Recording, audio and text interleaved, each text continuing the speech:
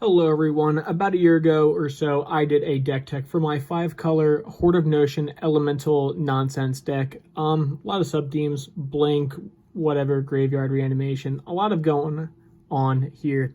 Horde of Notions is a 5-mana, all-color, Vigilance, Trample, Haste, pay Wooburg. You may play target elemental card from your graveyard without paying its mana cost. Use a 5/5. You can do this ability at instant speed, and it comes right from the grave onto the field. So, let's talk about them. So, I put these cards over to the side. I run 10 basics, 2 of each. That's really all the deck needs, because I have a lot of non-basics. This deck, I believe, runs about 35 lands, so let's go into it. First thing foremost, I run all the man lands, rather. Mainly because, for flavor, they become elementals. So, all the man lands are basically, they enter tapped, they tap for one or two colors. And then you can pay mana, and they become a creature until the end of turn. And, they get, some cool effect. So, this guy gets Flying and Vigilance. This one gets 3/2 with Unblockable. This guy's 2/3 Lifelinker. They have a 3/3 Hexproof, a 2/1 Double Strike, a 3/3, and whenever it attacks, you put a 1/1 counter on it. We have a 1/4 where you can pay 0 to make it a 4/1 or a 1/4 instant speed. Lava Claw reaches to make it a 2/2 with Fire Breathing. We get a 3/4 with Reach, and we get a 2/2 with Death Touch. Other than that, let's go into the lands. We have Catch Your Triumph. We run all the Triumphs just because they're amazing. No rhyme or reason. They're just amazing. You can fetch them if you need to. They tap for 3 colors, and you can cycle them later on. You really can't miss with the Triumphs. So, other than the lands, let's go into the... I call them tap for any color lands. Cascading Cataract, Indestructible, taps for a colorless, or you pay 5, you filter it. Pretty much taps for any color you need. It enters untap, so tap to add a color that basically an opponent could produce to your mana pool. You're playing 5 color. At the very worst, it's essentially an untapped basic. At the very best, they have they're playing 5 color and they have a command tower, so it's basically another command tower. Flamekin Village is fun. So what it does is, sorry, my camera's all shaky. That's weird. When it enters the battlefield, I may reveal an elemental card from my hand. If I don't, enters tapped. It just taps for a red, or I can pay red and tap it to give a creature haste until end of turn. We have Command Tower because we're playing 5 colors. City of Brass taps for all 5 colors. Primal Beyond, again, just like Flamekin Village, enters tap unless you reveal an elemental. Taps for a colorless, or it taps for a mana of any color to cast elementals, or do their abilities. Finally, we have Path of Ancestry. It's a tribal deck, so whenever we cast an elemental, you scry 1. And then we have Unclaimed Territory, kind of as a newer card. I used to run Ancient Ziggurat, and Ancient Ziggurat kind of sucks. So you choose elemental, and then you basically can have just a basic colorless, or you get 1 color for their abilities. And then, unlike the Triumphs, we have the final 3 old Alara block. So I don't have really these in a big particular order. I just kind of keep them random. I put 2 off to the side with this Nyxbloom Ancient and Basalt Monolith. They're just a 2 card. You get infinite colorless combo. Nyxbloom Ancient, 7 mana, 5/5 with Trample. If you tap a permanent for mana, it produces 3 times as much. So your lands now tap for 3. We're a big mana deck. We just are. Elementals are usually pretty big. The way we win is just by smacking our opponent's face, or we do a lot of nonsense. And, you're just going to see the cards throughout here, and you're going to be like, wow, that is a lot of nonsense. So this just produces infinite colorless. Let's move it off to the side. A lot of elementals have enter the battlefield triggers. Yarok doubles up those triggers. And also, he's a Death Touch Lifelinker. That's pretty good, right? 5 mana, 3/5 with Death Touch Lifelink. That is a Panharmonicon. We'll see that card later. So whenever an elemental enters the battlefield, or a permanent enters the battlefield, if it has an ability, it does it twice. Solitude, for example. Flash Lifelink, you can exile a white card to cast it for free, then it dies.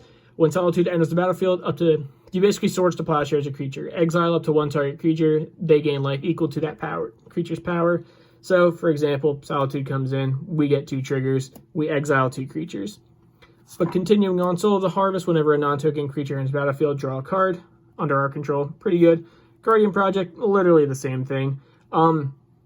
We don't have, in Commander, they all have to have the same name, so whenever a non-token enters the battlefield, draw a card. Aether Snipe, when he comes into play, just bounce an on-land. You can evoke him for cheap, or you can pay 6 mana for a big boy. Sovola Stampede, I pretty much put this card in all of my green decks.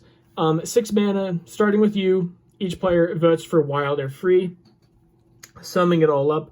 For each wild vote, you reveal the top card to your deck until you hit a creature, and then you play that creature on the battlefield for each wild vote. For each free vote, you play a permanent from your hand. It's literally nuts. We're a big mana deck. We're always going to get something big no matter what. Omnath, Locust of Rage. Whenever an elemental dies, or another elemental dies, you get to bolt whatever you want. Plus, whenever you play a land, you make a 5/5, which is pretty good. And then when it dies, you know, you get to bolt something. Supreme Verdict, can't be countered. Destroy all creatures. We need removal. We're in 5 colors, so we get access to the best cards, and this is one of the best nukes. Chaos Warp, it's just easy get rid of a permanent. That's really it. We're going to have some troublesome things, and it just instantly gets rid of one. Brago, again, a lot of end of the battlefield triggers. A lot of these elementals have evoke for a reason, so you can do their big effect and just have them peace out. Or Brago kind of lets them double up on their effects every single turn. Plus, he just kind of gives your team vigilance, and he untaps like your mana rocks and whatever. Brenhearth Banneret, you know, I'm never super keen on this card. In theory, he's really good. In theory, like, you play him turn 2 and he makes all your elementals cost 1 less. Reinforce is never relevant. But more often than not, you get him late game and he's just like, he's just there. Morophon is a great card. 7 mana, 6/6. When he enters the battlefield, you say elemental. Elementals cost Wooburg less. And then your other elementals get +1/+1. A cool thing about him is you can play Morophon, and then you just play your commander from the command zone for free, assuming there's no tax, because he cost all those colors less. Sol Ring, because it's Sol Ring, don't be an idiot. Temur Ascendancy, creatures have haste. Whenever a creature with power 4 or greater enters the battlefield under your control, draw a card. Elementals are pretty big. It's a big mana deck, and it's kind of a copy of Guardian Project and Soul of the Harvest. You draw a lot of cards off this. Rhythm of the Wild, just so your creatures can't be countered. It's just how we win the game is with creatures. And then our non-tokens, we don't really make many tokens. Our non-tokens can either have haste or a 1/1 counter. Even with our commander, he's just a 6. It just makes him a 6/6 with vigilance, haste, and trample. So, very good. Maelstrom Pulse, it's just good removal. It destroys tokens and all that. I can't get my camera to like stop shaking, and I really don't know why. But whatever. Herald's Horn comes in. You say elementals. Elementals cost 1 less, and at the beginning of your upkeep, look at the top card of your deck. If it's an elemental card, you just put it in your hand. I like this card because it's cost reducer, and kind of worst case scenario, you reveal the top card of your deck, and like you just draw it. Like worst case scenario, it's not an elemental, it's still a cost reducer. Best case scenario is the top card is an elemental, and like it's extra card draw. Rider Replication. We got big elementals. We got big mana deck. 4 mana to just get a copy of an elemental. Even if you just need it for an ETB trigger, like Solitude copying is good. Or you get 5 of the best creature on the battlefield for 9 mana. 9 is a lot, but you can still win the game. And if you copy big old Omnath, the Legend Rule, let's see if we can find him.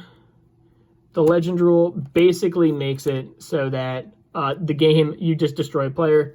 Because the Legend Rule applies, each of those elementals is going to have to die. So you kick it, right? You get 5 Omnath Locust of Rage. You already have one on the field to copy it, so you have 6 Omnath Locust of Rage. You have to sacrifice 1 to the Legend Rule.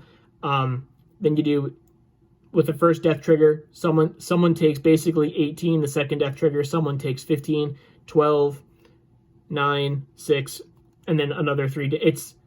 It's nutty. There's a lot of damage. You basically dish around like 60-something damage just by this little 2-card combo. Smoke Breeder is just like a really good mana dork. It's a 2 mana 1/1, and you tap it to add 2 mana of any 2 colors you want, and you can only do it for elementals and activated abilities or elemental tribal. It's a good mana dork. Torrent Elemental, I'm always iffy about. So in theory, he makes your entire team unblockable, because he says whenever he attacks, tap all creatures defending player controls. So that's kind of cool. Playing it from exile is not really relevant because, you know, our big contingency is an elemental dies. We get it right back with Horde's ability. So We just did that instant speed anyways. So the exile's not really relevant, but again, he taps down the entire field. Decimate, the old fat, nice secret layer. If you can't read it, Decimate says, it's a sorcery, 2 red-green, destroy target artifact, creature, enchantment, and land. You can't cast the spell unless you have target. Worst case scenario, you're blowing up your own enchantment or artifact. But usually in a later game when you want to be casting it, where there's problematic things, it just hits everything. You don't really have to worry about that. Your opponents usually have stuff to dish around. Panharmonicon, just like Yark. Again, a lot of ETB triggers. We double them up. Aid from the Cowl is iffy.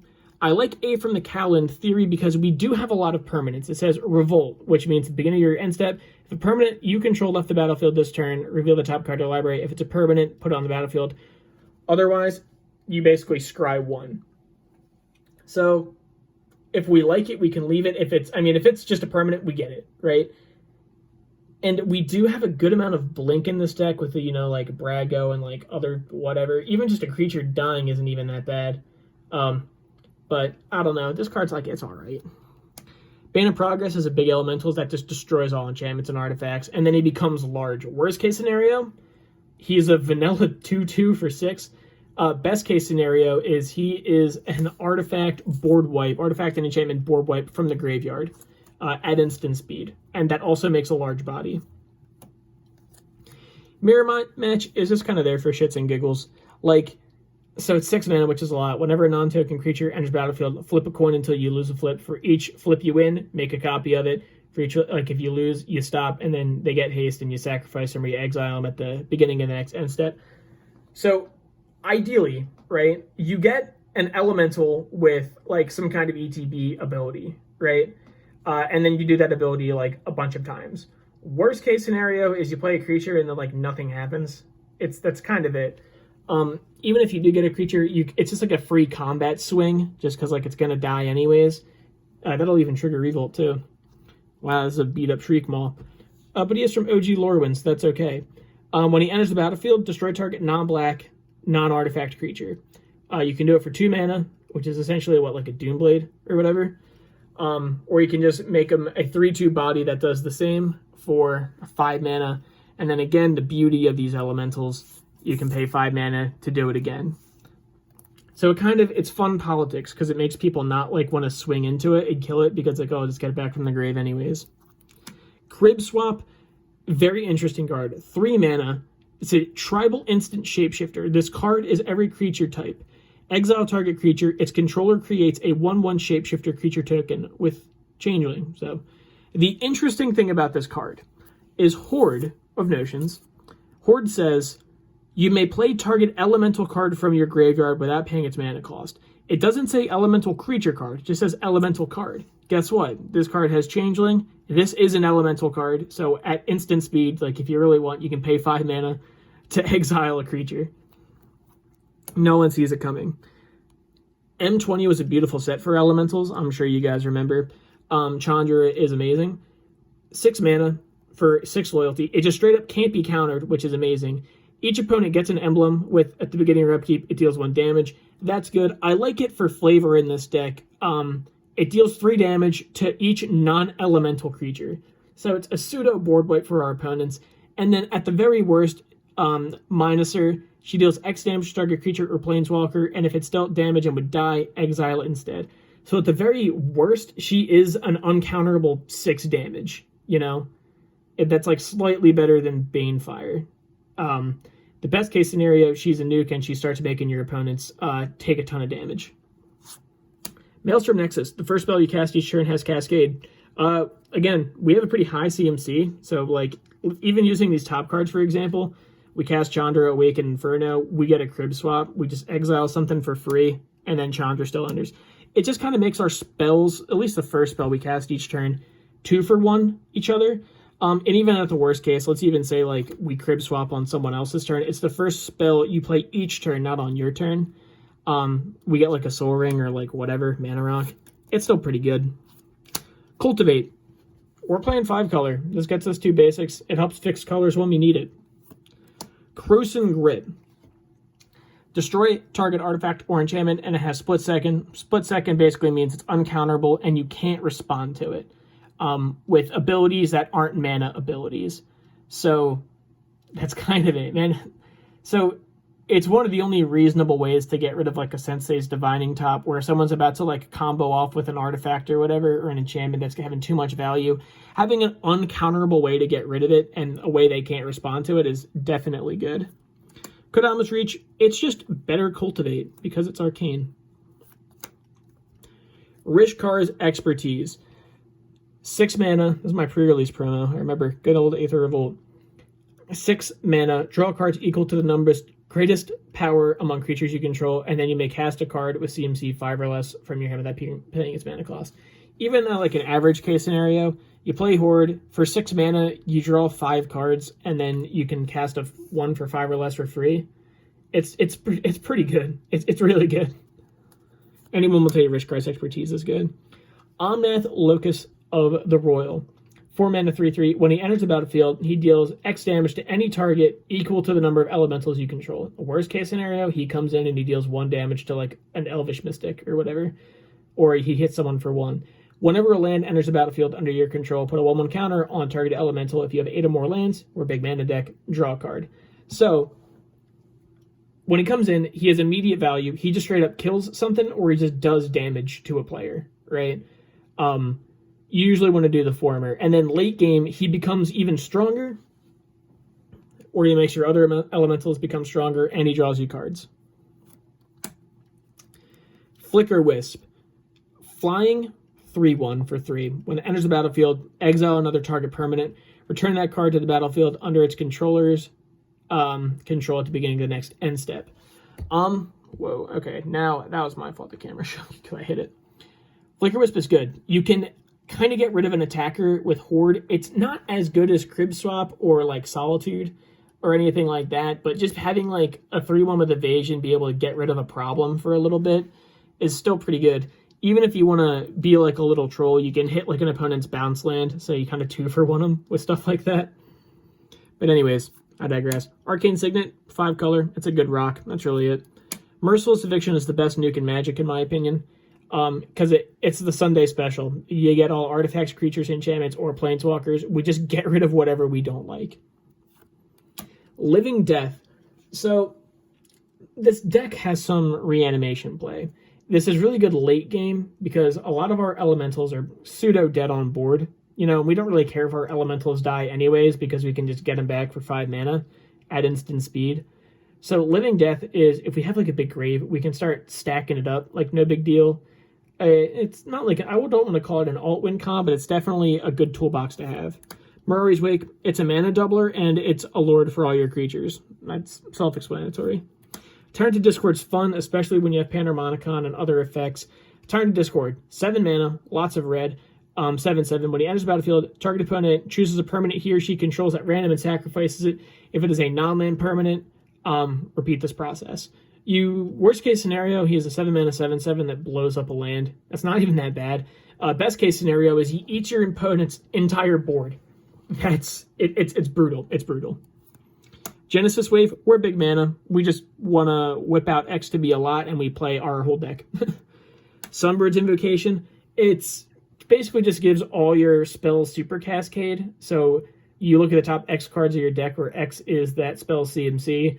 You reveal them, and then you pick and cast one of them for free. Again, you just give your cards the old 2-for-1.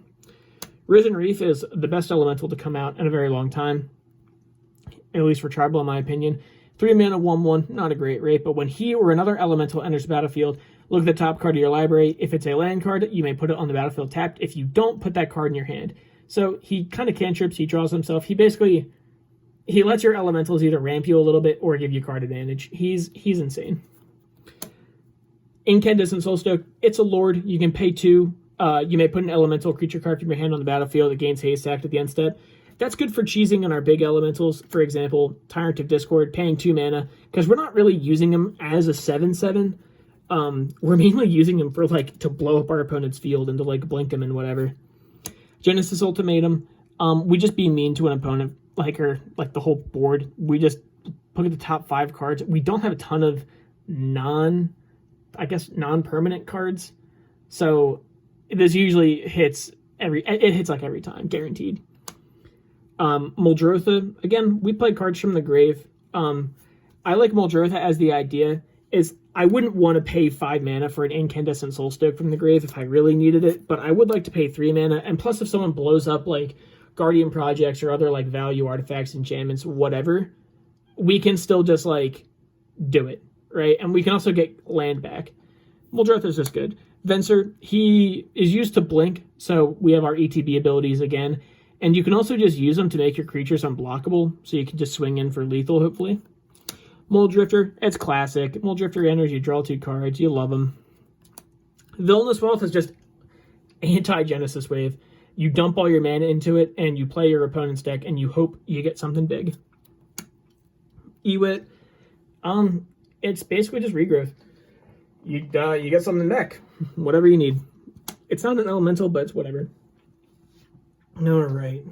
Maelstrom Wander, 8 mana, 7/5. Your creatures have haste, cascade, so you cascade twice. You know, a little thought experiment. This deck's in no particular order. Let's see what we get. So we cast Maelstrom Wander. We hit an Avenger of Zendikar, which is going to make us a ton of 0/1 plants as very good blockers. He's like a good Hail Mary card because he comes into play and he can block if our opponents are about to kill us, and then we play a land there, they get even stronger.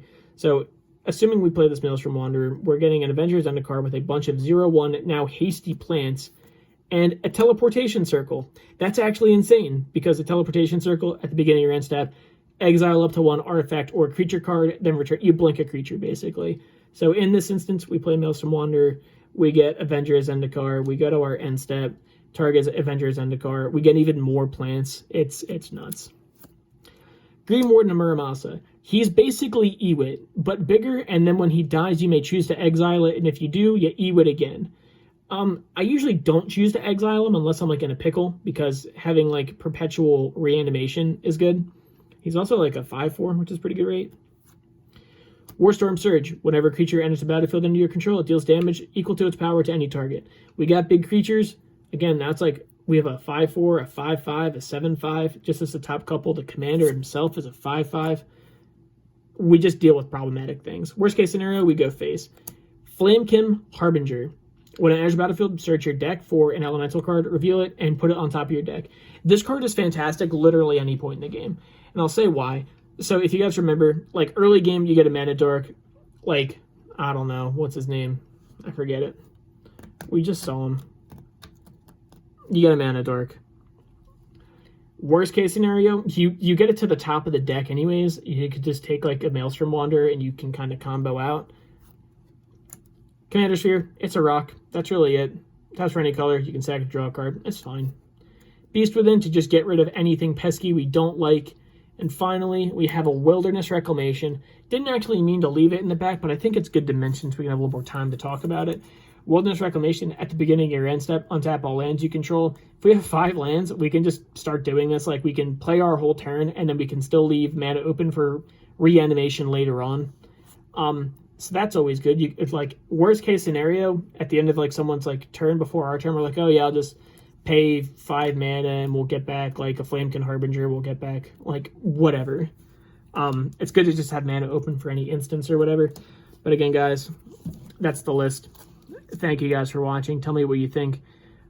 And I'll see you guys next time. Sorry for a wobbly camera. But again, like the video, subscribe, comment whatever you think, and I will see you guys next time.